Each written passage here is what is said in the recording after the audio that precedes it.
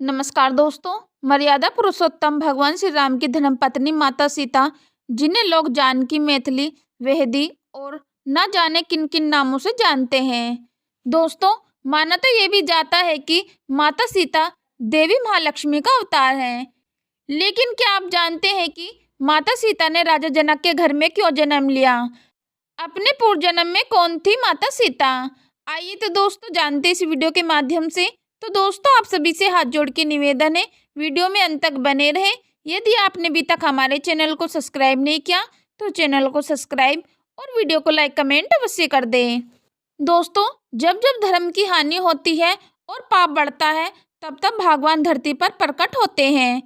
ये संपूर्ण सृष्टि भगवती जगदम्बा की ही माया है। दोस्तों, आज से कई वर्षों पूर्व त्रेता युग में एक समय भगवान श्री हरि विष्णु क्षीर सागर में योग निद्रा में लीन थे और देवी लक्ष्मी प्रभु के चरण दबा रही थी।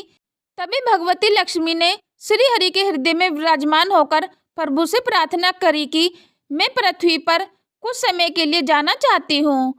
और इस प्रकार श्री हरि की स्वीकृति लेकर देवी लक्ष्मी पृथ्वी लोक के भ्रमण पर चली गई और वहां देवी की भेंट देवताओं के गुरु बृहस्पति से हुई। देव गुरु बृहस्पति ने मां से इच्छा प्रकट की, हे मां माया, देवताओं के उद्धार और असुरों के विनाश के लिए आप मेरे कुल में जन्म लें। इस प्रकार देवी लक्ष्मी ने बृहस्पति के पुत्र महर्षि कुशध्वज की पुत्री के रूप में जन्म लिया। अपने जन्म के कुछ समय बाद ही उस कन्या को वेदों का ज्ञान हो गया था, इसलिए उस कन्या का नाम वेदवती रखा गया। वेदवती एक बहुत ही सुंदर कन्या थी जो भगवान विष्णु की परम भक्त थी। वेदवती अपनी भक्ति में इतने लीन हो गई कि भगवान विष्णु से प्रेम करने लगी। अपने मन में श्री हरि से विवाह की इच्छा ले कठोर तपस्या करने लगी। पालनकर्ता श्री हरि ने वेदवती को दर्शन देकर कहा कि इस विष्णु रूप में मैं आपकी यह मनोकामना पूर्ण नहीं कर सकता, किंतु अगले अवतार में मैं आपकी मनोकामना पूर्ण होने का वचन देता हूँ।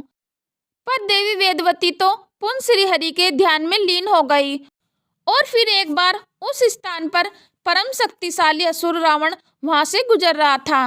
दोस्तों, रावण ने वेदवती से विवाह का प्रस्ताव रखा और वेदवती के अस्वीकार करने पर उसने वेदवती के केस पकड़कर अपमान करना चाहा, किंतु परपुरुष का स्पर्श पाते ही वेदवती ने तत्काल अपनी देह को भस्म कर रावण को श्राप दिया कि मेरे ही कारण तेरी मृत्यु होगी, मैं ही तेरे अहंकार और संपूर्ण कुल का सर्वनाश करूंगी। फिर क्या था, वेदवती ही अपने अगले जन्म में मिथिला नरेश जनक की पुत्री सीता के रूप में प्रकट हुई। मिथिला नगर में भयंकर अकाल के कारण जब सूखा पड़ गया तो वहां के दुख दूर करने मिथिला नगर में साक्षात भगवती लक्ष्मी स्वरूपा वेदवती ने अवतार लिया। देवी लक्ष्मी धन, वैभव और ऐश्वर्य की देवी है, जिसके आगमन से सुखों के भंडार भरते हैं। त्रिकाला सृष्टि रखने वाले ऋषि मुनियों ने राजा दशरथ को सोने के हल से खेत जोतने को कहा। जहाँ मिट्टी के भीतर से सोने और मणियों से जड़े सूप में एक कन्या मिली, जिसका नाम सीता रखा गया। राजा जनक की पुत्री होने के कारण माता सीता को जानकी नाम से भी संबोधित किया जाता है। उस कन्या के जन्म लेते ही वर्षा होने लगी और हरी हरी खेती सरसर लहराने लगी। राज्य में धन वैभव बढ़ गया। दोस्तों, जिस दिन माता सीता का जन्म हुआ उस दिन बैसाख मास की शुक्ल पक्ष की नवमी तिथि थी, जिसे आज हम सीता नवमी के नाम से जानते हैं। माता सीता के जन्म के कुछ समय बाद राजा जनक और रानी सुनैना के गर्भ से 3 कन्याओं ने जन्म लिया, जिनका नाम मांडवी, उर्मिला और सूतकीर्ति रखा गया। ये तीनों माता सीता की बहन थी। दोस्तों, आगे चलकर भगवान श्री हरि विष्णु ने अपने वचन अनुसार श्री राम के अवतार में सीता स्वयंवर में धनुष भंग कर माता सीता को अपनी पत्नी रूप में विवरण किया। तो वही माता सीता की बहन मांडवी का विवाह श्री राम के भाई भरत, उर्मिला का लक्ष्मण और शत्रुघ्न का सूतकीर्ति से संपन्न हुआ। दोस्तों, आशा करती हूँ कि आप सभी को इस वीडियो के माध्यम से पता चल गया होगा कि आखिर सीता माता अपने पूर्व जन्म में कौन थी।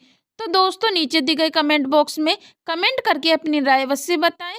यदि दोस्तों आपको यह वीडियो पसंद आई है तो अपने दोस्तों को अवश्य शेयर करें।